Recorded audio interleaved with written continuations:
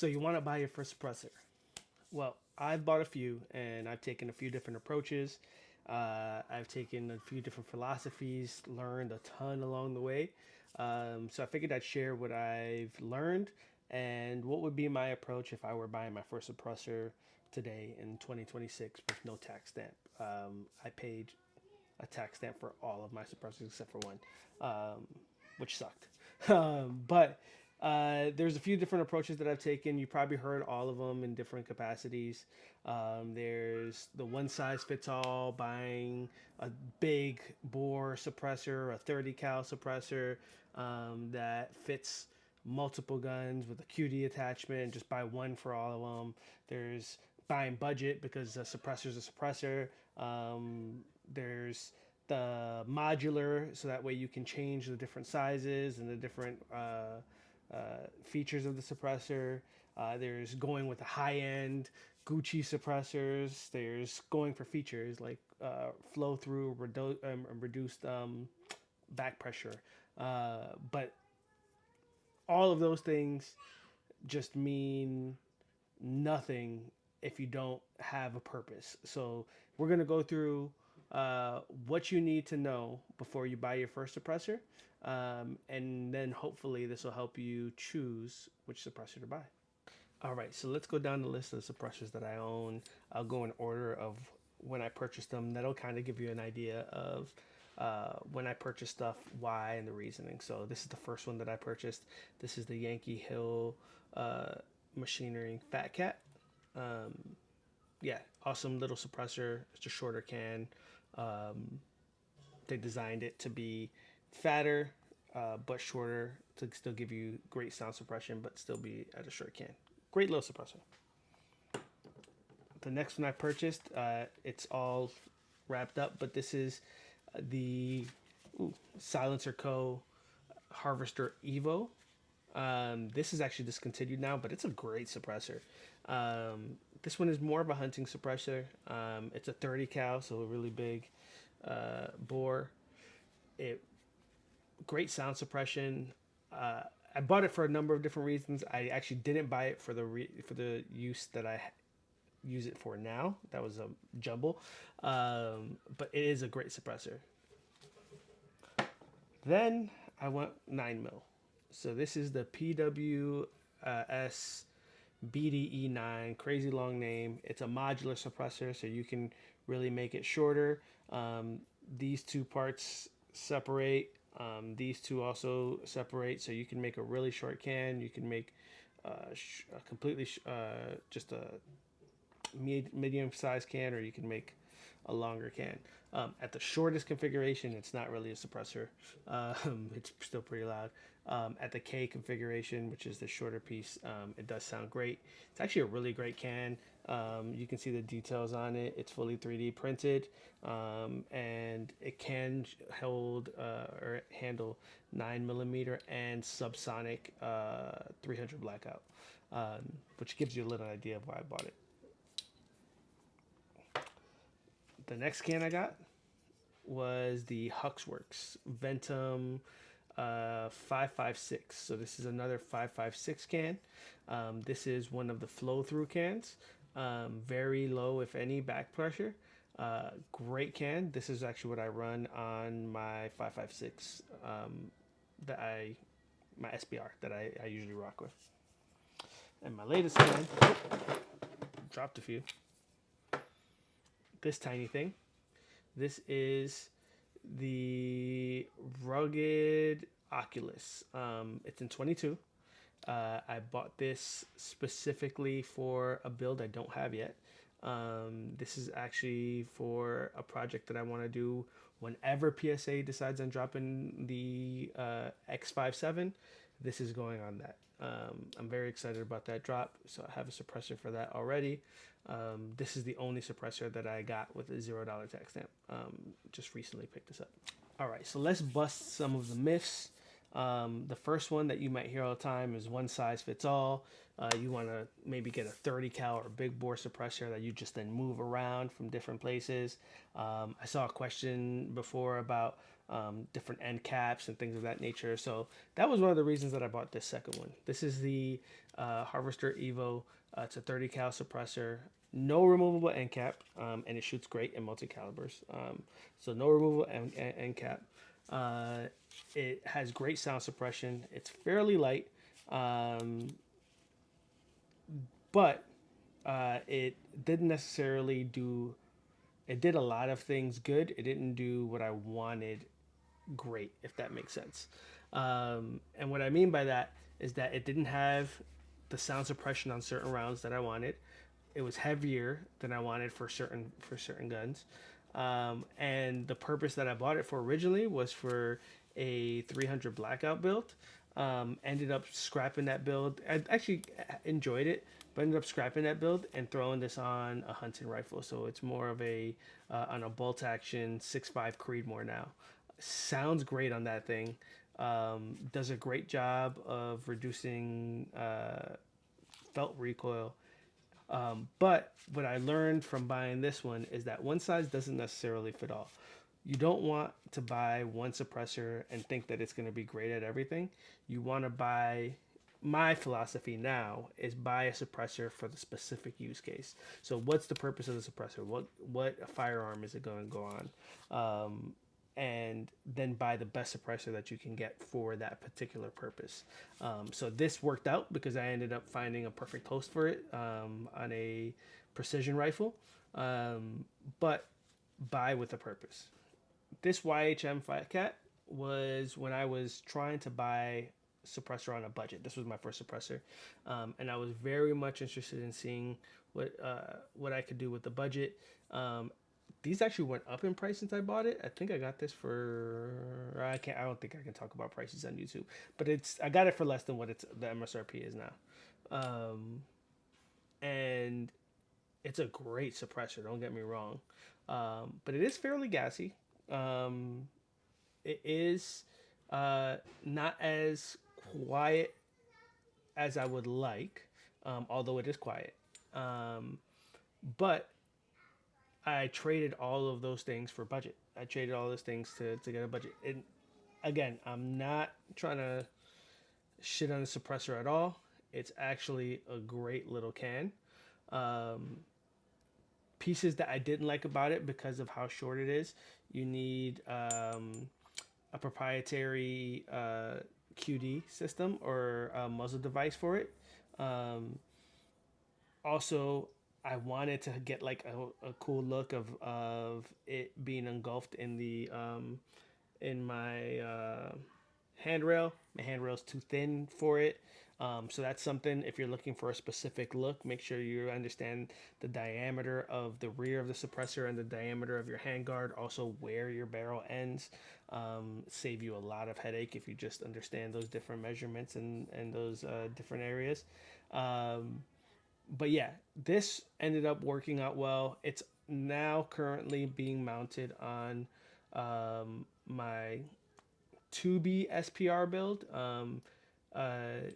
It's just short enough, light enough. It doesn't add a crazy amount of length to already long barrel, and it does a great job of hiding a flash and also reducing the noise. But if I would do it all over again, would I buy this can again? Probably not.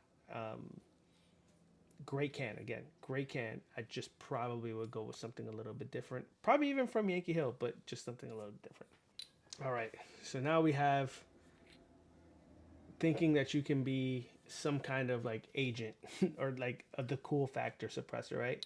So I have all these. I wanted the cool factor of having a suppressor on my handgun. So I went for a 9mm. I'll be completely honest. At the time, I was actually still using the Harvester Evo as a 300 blackout suppressor, which it can do subs and supersonic, while this can only do subs for 300 blackout. But it ended up being a great can. This is a great can. I mounted it, ended up mounting it on a Strybog, a PCC instead of handguns, but I still have all the pieces needed in order to put it on a handgun.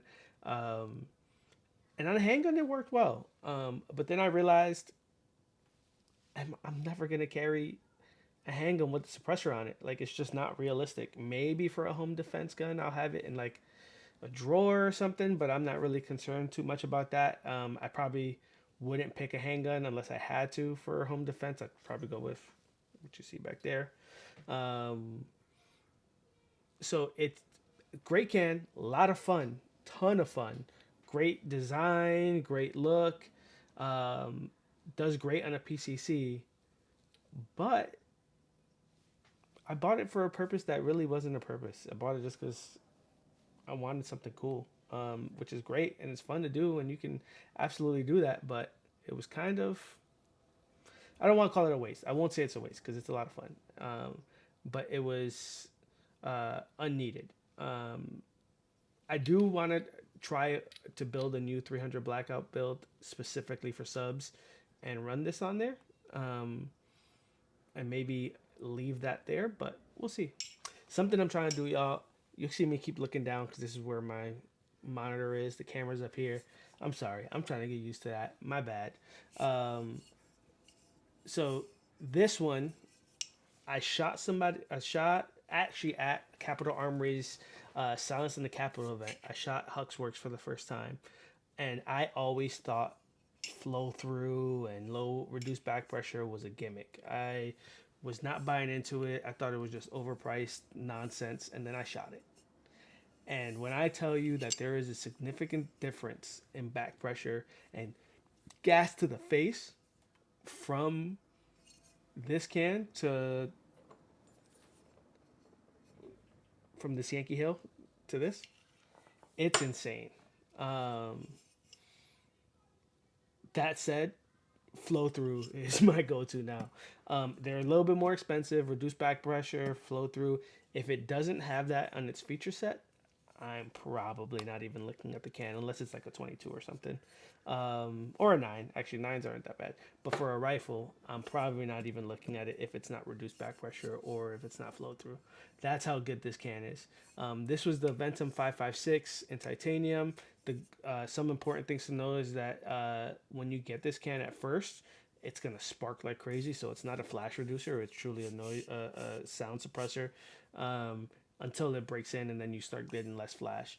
Yeah, this can is the one that changed the way I think about how to buy suppressors, and really trying to buy things for their feature set. Not trying to necessarily go budget. Budget's great, and I'll look for the best deal possible. And I'll even try to find a budget suppressor with reduced blowback and try to see how good those are. But this is the suppressor that made me really look into feature set and really want really no gas to the face. It's just a so much better shooting experience shooting this than another suppressor. And then lastly, this is the first time that I've ever done this. I bought a suppressor without having a gun for it. Why did I do that? I don't know when the PSA X57 is coming out. I just don't know. Who knows? Who knows when that thing is coming out? They keep delaying it. They're saying that it's in production now, so hopefully it's coming out soon. But I know I want it, and I know when I want it. I know I want to shoot it suppressed, so I went and got a suppressor for it, being that tax stamps are free, or $0. I won't say free because anything that makes you register your information, you're paying. You're just paying for it with information, right? But yeah, so I bought this specifically for a build I don't have. I don't recommend on doing that. I recommend on having your builds first. I recommend on understanding from there what you want to put on it. But I couldn't help it. And it wasn't too expensive. 22 suppressors are really inexpensive. If they take any longer, I might just build a 1022 and just throw it on there. But I'm excited to shoot 5.7 suppressed. I've never shot 5.7. I'm super hyped. I'm probably gonna get that and a rock, and then have like a whole 5.7 world per se, or ecosystem. So what's the general consensus and the point of all this video, right? My key takeaways that I want y'all to understand from my experience in buying suppressors is one, understand what the purpose of your suppressor is. Is it for an SBR? Is it for an SPR? Is it for a shotgun? Is it for a hunting rifle? Um, do you want features like reduced back pressure? Do you not care about those features? They even have suppressors that don't get hot, which is insane. Do you care about that? So you can, you're a klutz and you can just touch your suppressor and not have to worry about burning your hand. Or do you want a suppressor with the highest accuracy ratings, which at this point in the game they all are really accurate. Like what is it, what's the purpose of this build? Is it to be rugged and more tactical? Is it to be to just go out to the range occasionally? Figure out why you want this suppressor, why you want this thing, and then from there build it out. Don't just go out and try to build from there. The other thing I learned is that budget is great, but you lose features in budget, and you lose performance in budget with suppressors. So with budget, you may get something that's a lot more gassy. You might not be able to find a reduced back pressure or a flow through can under a certain budget. It might be a little bit louder under a certain budget, but it's still going to function. It's still going to work well. So understand what your performance threshold is and what you're really looking for, and then that can determine your budget and whether you need to maybe save a little bit more. I personally think that the used suppressor market is going to blow up this year. I think it's going to be big this year, especially because there's no tax stamp. So maybe you can go down the route of purchasing a pre-owned suppressor. Or there's just buying budget and understanding that there are some things that you're gonna have to concede to. And then the last thing I would say is don't buy a suppressor just because you want to look cool. Um, I did that, like I said, with this guy. I love it, but I did do it with this guy. Buy a suppressor because you have a purpose for that tool. Don't just waste your money on it. I mean, if you have infinite amount of money to spend, then do it and send some money my way too, because I would love spending your money. But do so with a purpose. If y'all have any questions on anything suppressor wise, feel free to reach out. I have some shorts, I think, shooting most of these, if not all of these. Well, definitely not the 22, but the rest of these. So check out my shorts if you want to see what these sound like. If you want any information on any of these, it's not difficult at all to buy a suppressor in 2026. So don't get discouraged or intimidated by the process. It's pretty easy in places like Capital Armory. I'm not sponsored by them, but they have been great to me. Capital Armory, Silencer Shop, they make things super easy to buy a suppressor. It's become very easy at your local gun stores. So yeah, buy and shoot suppress. It's honestly a very fun experience. It makes shooting that much more enjoyable, not only for yourself but the people around you. And nobody at any range will look down on you. They'll actually be happy that you have a suppressor. And sometimes you get people coming up and looking to see what you're shooting if they've never seen a suppressor. But it's a lot of fun. It's a great world to be in. It's a great performance enhancer, and there's no better time to buy them than right now when there's $0 tax stamp. There's tons of stuff and speculation that the that some parties want to increase it to more than 200, to even up to 4,000. I don't think that'll happen. It may go back up to 200. Who knows? Who knows what's going to happen with all that? I'm not here to talk about politics. But what I will say is that don't risk missing out on having a suppressor when it costs you no additional tax fund from the government, especially since it's been that way for years, and now we finally got to $0. Yeah, that's all I got, y'all. Respond in the comments. Let me know what y'all think. I think YouTube has a new feature. Hype up the video. If y'all think this is helpful, hype it up. I'll reply to any questions you have in the comments. Maybe make some follow-up shorts or videos with it. Leave a like. subscribe if you're not subscribed. I would greatly appreciate it. It's always hard for me to say those things on camera, but yeah, subscribe, like, all the good stuff, all that good use to comment. Appreciate y'all, and let me know also in the comments ideas for other videos. What do y'all want to see me talk about? I'm just a regular guy who loves to shoot, who loves to train, who's actually using firearms as a way to get back into shape and get fit. So let me know what you want to see along this journey. Appreciate y'all.